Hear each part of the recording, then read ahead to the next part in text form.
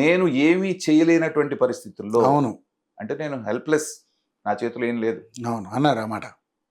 నేను అటు ప్రభుత్వానికి ఇటు పార్టీకి కూడా నేను సేవ చేయలేనప్పుడు ఈ పదవిలో ఉండటం అనవసరం. అవును అన్నాడు ఆ మాట. రెండోది, నేను రాజీనామా చేయటం వలన కూటమికే మేలు జరుగుతుందని నాకు తెలుసు. ఎందుకంటే 11 సీట్లతో మాకు రాజ్యసభ రాదు, అది వాళ్ళకి వెళ్తుంది.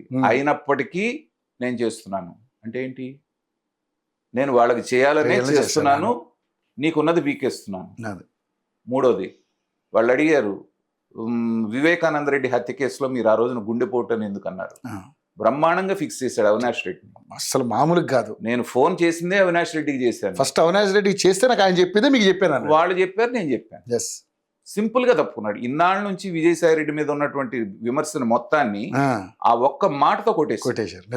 నిజంగానే ఫుల్ సేఫ్ జోన్ లోకి వెళ్ళిపోయాడు. ఇంకోటి సార్, తెలివితేటలు రాష్ట్ర అభివృద్ధి కోసం ఉపయోగించలేకపోయాడు కానీ ఇప్పుడు మాత్రం భలే ఎస్కేప్ అయ్యాడు. అనేది ఏంటంటే జగన్మోహన్ రెడ్డి కానీ లేకపోతే విజయసాయి రెడ్డి కానీ ఈ షెల్ కంపెనీలు క్రియేట్ చేయటంలో 10 రూపాయల షేర్ని 500కి 1000 రూపాయలకి అమ్మేటువంటి దాంట్లో చూపించినటువంటి తెలివితేటల్లో 50% రాష్ట్రాభివృద్ధికి ఈ పిచ్చితనంగా పథకాలు ఇస్తే నేను గెలిచిపోతాను 30 ఏళ్ళు ముఖ్యమంత్రి ఉంటాననే భ్రమలోకి వెళ్లకుండా అమరావతి విషయమే తీసుకోండి. చంద్రబాబు నాయుడు గారు చెప్పినట్టుగా ప్రపంచ స్థాయి రాజధాని నేను కట్టలేను, ఏదో ఒక 5,000 కోట్లు 10,000 కోట్లతో మనకు కావాల్సిన బిల్డింగ్లు కట్టుకుంటాను, ఆయన కట్టిని పూర్తి చేస్తాను అనుంటే సగం మంది చంద్రబాబు నాయుడు గారిని మర్చిపోయేవాడు. ఎంతో కొంత అభివృద్ధి, ఎంతో కొంత ఉద్యోగాలు, ఆ ఉద్యోగస్తులకు కావాల్సిన జీతాలు టైంకి ఇవ్వటం, వాళ్ళకి కావాల్సిన ఇంక్రిమెంట్లో ఏవో టైంకి ఇవ్వటం, అంతవరకు చేసుకున్నా కానీ ఆయన 30 ఏళ్ళు కాకపోయినా ఇంకో టర్మ్ వచ్చేవాడు. వయసు రీత్యా మిగతా రీత్యా పార్టీ కొంత బలహీనపడేది తెలుగుదేశం. కానీ వాళ్ళు మీరు చేసిన పిచ్చి పనులతో బంగారు పళ్ళెంలో పెట్టి 164 సీట్లతో మీరే ఇచ్చారుగా. మీరు ఇవ్వటం కాకుండా నువ్వు చేసిన పిచ్చి పనికి వీళ్ళందరినీ బలిపశువులు చేస్తున్నావే. రేపొద్దు మళ్ళీ ఇదో సానుభూతి వాళ్ళ వల్లే నా పార్టీలో పోయింది. ఇవాళ సజ్జల రామకృష్ణారెడ్డి ఎక్కడో నన్ను మాట్లాడుతున్నాడా, ఈయన ఎక్కడో నన్ను మాట్లాడుతున్నాడా, వైవి సుబ్బారెడ్డి మాట్లాడుతున్నాడా, చెవిరెడ్డి భాస్కర్ రెడ్డి మాట్లాడుతున్నాడా, రొమ్ములు ఇరగేసుకుంటూ తిరిగినటువంటి గుడివాడ నానే మాట్లాడట్లేదు. అసలు ఎక్కడ ఉన్నాడో కూడా కనపడట్లేదు.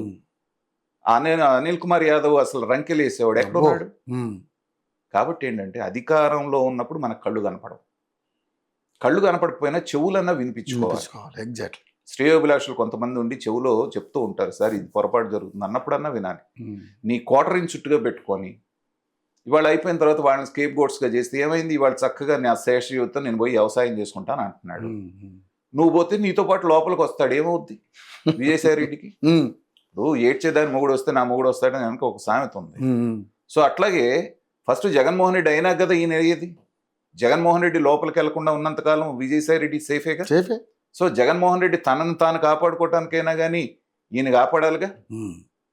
తర్వాత ఇలాంటి వాళ్ళు ఇంకా చాలా మంది ఏమంటున్నారంటే ఇలా చేసినందుకు విజయసాయి రెడ్డి గారికి ఇంకా భూమి మీద నూకలు ఉంటాయా?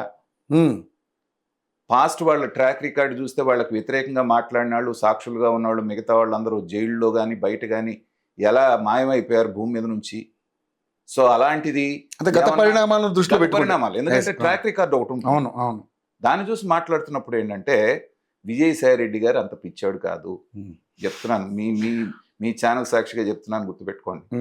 జగన్మోహన్ రెడ్డి గారి చిట్టా అంతా పూర్తి స్థాయిలో ఒక పుస్తకం లాగా తయారు చేసి దాన్ని ఎక్కడో సేఫ్గా ఒక లాకర్లో పెట్టి ఆ తాళం చేయి భద్రంగా పెట్టుకొని ఎవరికో ఒకరికి చెప్పి కూడా ఉంటాడు, నాకేదన్నా జరిగితే ఇదిగో ఇది అని. అంత జాగ్రత్త పడు, ఎందుకంటే క్రిమినల్ మైండ్.